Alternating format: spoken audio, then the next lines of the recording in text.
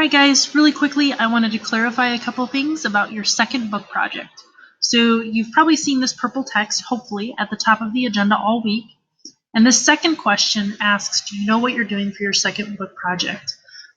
Your book talk is your first book project, your evidence that you read your first book of the trimester.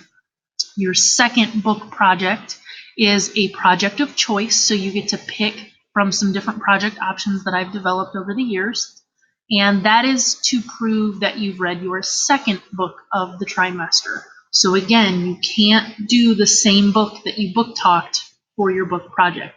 So if you click on this link on the agenda, which a lot of you already have, it's going to pull up this new document. And this is just a place for me to collect who's doing what, so that I can figure out what I need supplies-wise, especially with the ceiling tile project.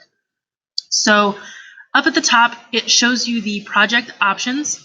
These are also in the Echo briefcase, but if you click on one of these, let's say the ceiling tile project, and then you click this link, it's going to open up a new tab with the book ceiling tile project explanation.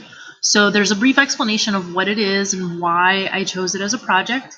It also tells you some details and some important reminders of what you need to do or what is required for this project.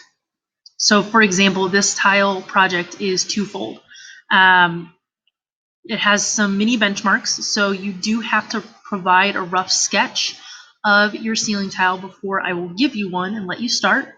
The ceiling tile must include certain information. It does not have to be a simple replication of the book cover. It can be any combination of images and text and words that you want, as long as it represents the book and what the book is about. The second piece of this is you have to include a video explanation. So I want to see you with your ceiling tile off to the side, and I want you to go through and explain, what did you put on the tile? Why? How does it relate to the book? And then I want these things explained too. What colors did you pick? Why? Again, how is it appropriate for the book? How are the images appropriate? The font. So this is not just you're painting the book cover onto a ceiling tile and that's it. I should see much more critical thinking going on here.